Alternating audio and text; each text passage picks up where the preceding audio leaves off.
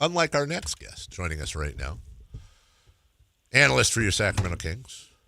Better at analyzing than she is at scheduling. Yeah. The one, the only. Wow. Kayte Christensen. Hi, good morning. Shots fired. My goodness. It got us into a good conversation. I always like asking you things I've given you zilch time to prepare for. I know you do. But here's the conversation we were having. It's kind of been an obsession of mine for a while. Everyone's talking about rest and this and that and whatever, and I've never understood why the NBA does averages for the scoring title and rebounding titles and assists and steals. Why not just go to your scoring champion as whoever scored the most points or whoever rebounded the most rebounds, just like football, just like baseball, and pretty much every sport does. Can you, off the top of your head with zero time to prepare, think of a reason why that wouldn't work?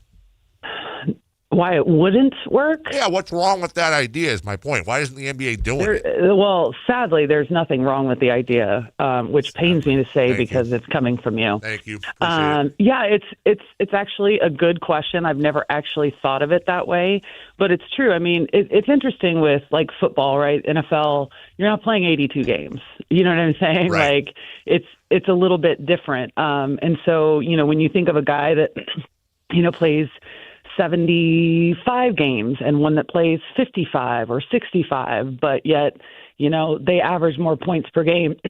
The longer the season, the more games you play, the feat of being able to keep your average at 30 plus or whatever it is, like that's quite a feat. But yeah, I mean, I've never thought about it. It's a little odd. You actually have a point, sadly. Wow. Pains me to say. How about that? Dave, how you feeling?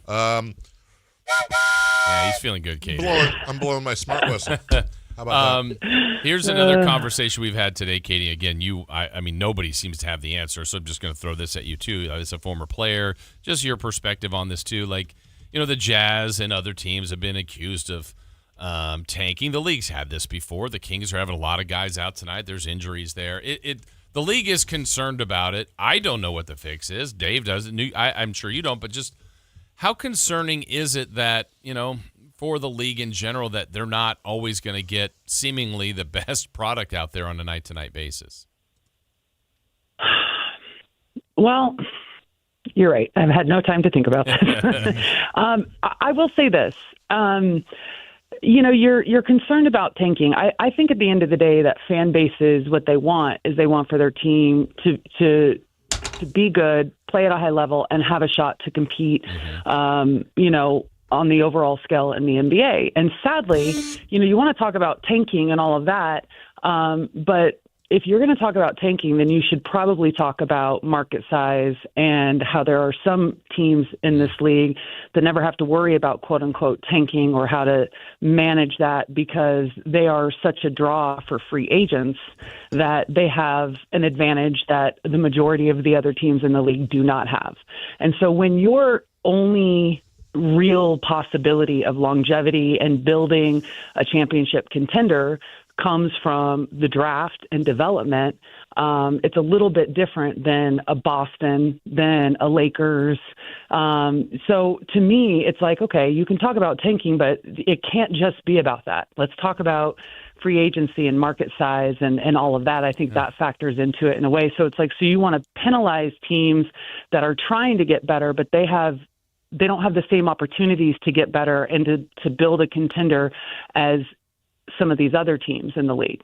So to me, it's like, what's the answer in terms of, like you want to try and build something. It's not the same advantage that every team has to do that. And so, you're trying to gain whatever advantage you have in the hand that you were dealt.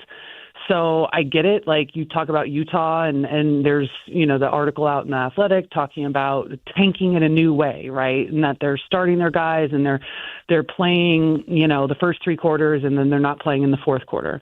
Washington did that when the Kings were there. Like it's not just Utah doing it. A lot of teams are doing it. And they're just trying to find a way to appease the league, but also to say, hey, we are trying to build something here, and we don't have the same advantage as every other team in the league might have. And so you're trying to follow the rules, but you're trying to figure out a way where you can actually legitimately give yourself a chance to build something long term. What's going on here? Like, what do you mean? It was also an excellent point by Kayte. And I don't like this. Well, you had a good point. She had a good point. That's what I'm saying. I need to have a good point. You need to have a good point. I don't have a good point. We've talked about this ad nauseum. Yeah, and that was a great point. And that's one of the better points of the whole argument and conversation. And I would add, by the way, to what Kayte said, who had no time to think about this.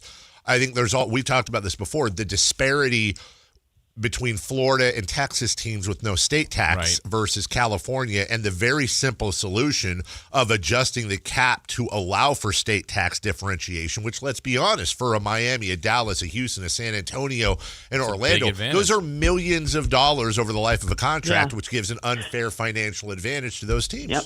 So, well, and it will be if they ever get a team in Las Vegas, that's which right. I think everyone knows that they want. It'll be the same situation there. Well, look, it's obviously for being the home of currently the worst by record team in the NBA, playing a team that is most known right now tonight for their tanking in the Utah Jazz. I think we filled this interview so far with some pretty compelling conversation. I want to end it that way as well. We have some wagering going on, Kayte, involving you. Let's get to the first one. Really the main one. Were you in attendance at the Kings Super Bowl party in New Orleans? Yeah, I went down to it. Yeah. Okay, well, hold on. I knew. Oh, she said I went down to it. How long were you there for, approximately? I stayed for the whole game. Okay. Well, then, I was wrong. She was there. Kayte, do you happen to remember? And if you don't, that's fine. And also, if this is private information, we always want to respect the secrecy. Do you happen to remember any of the food that was there? Was this normal Super Bowl fare? I know the Kings always do great. Normal Super Bowl fare. No, it was really, really nice. They had a really great nacho bar. They had where you could do some tacos. They had sliders that were both beef and chicken. They had wings. They had a salad bar. They had a sushi bar. What? What do you mean? What do you mean they had a sushi bar? Like they had sushis out, or they have somebody there sushiing, or they had a bunch of different sushis? No. They were pre-made. Oh my sushi, God! And they just filled it, and then they had oysters and shrimp and some little tiny crab claws, and then they had like a little beignet station. It was nice. When you say, and I'm really, that was a lot more info than I thought we'd get. I just have to ask you, maybe you won't remember, the tiny crab claws. They were tiny. Right, but did they happen to have, as part of the claw, a very dark and or black color to go with the rest of the claw? Do you remember that? Or was this the standard? They were like a dark red, really tiny crab claw. Not a ton of meat on them, right? Okay. So I don't know what kind of crab it was, but it was like a mustard sauce that they were soaked in or something like that. They were like soaked in something. I gotcha. So it wasn't just like, just the straight crab claw by itself. They soaked it in some kind of... Listen, they know how to season things in New Orleans. I don't know if you know that. No, we do. Yeah. Honestly, we should have been NBA players. That's... amazing. What's the difference? We're not far from and it was great. They brought in a pool table. They brought in a ping pong table. Did you play? They had some poker sets. I did not. Okay. They had some cards. They had a bunch of cards out there. They had dominoes. They had I think they had a backgammon set. Do you ever play anything on the plane? By the way, do you ever play anything on the plane? Like card game, board game? No. No. So this is what I do on a plane. I get on the plane, and I'm always on the first bus. The second bus comes about 15 minutes later, and I am asleep before the second bus gets there. Yeah, I had a feeling. Yeah, I'm like a narcoleptic on flights. I immediately fall asleep. That's a superpower. As soon as I sit down. All right, it is. It really is. Lastly, we didn't get a chance to ask you this last week, and obviously we went over this a lot being a part of the program. I know you're not unfamiliar with the kitchen and cooking, and I mean, we're talking somebody who makes her own dog food, not for her dogs, but what is your? Because I can't remember. I know we have Super Bowl partied before. I think. Do you have a go-to Super Bowl dish if you're going somewhere that you make? Yeah, I have this really great queso that I put on the Traeger. Yeah. It's like got a ton of different stuff in it. Yeah, it's really, really good. It's my favorite.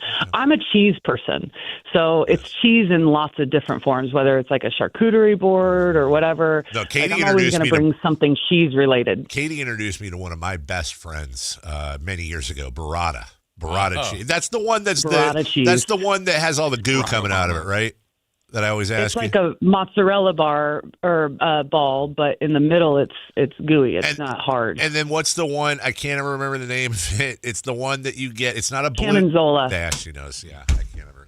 Honestly, I'd never had those cheeses before. Changed your world. Her charcuterie boards are like not what you think. It's massive. It's like a little city of cheese with grapes and crackers and all that fun stuff. All right, I'm getting hungry. Kayte, thank you. Hope you enjoyed the film session. You know what? You made up for your massive irresponsibility and disrespect at the beginning with really what I'd like to say is one of the better segments we've had. Thank you. Right. I appreciate it. So glad I could redeem myself. Have a good call. Have a safe flight back. All right. Bye-bye. Bye-bye. All right. That's Kayte. We're late for a break. It was a lovely compliment, kind of. Was that kind of like, the Kings are ethically losing? Yeah.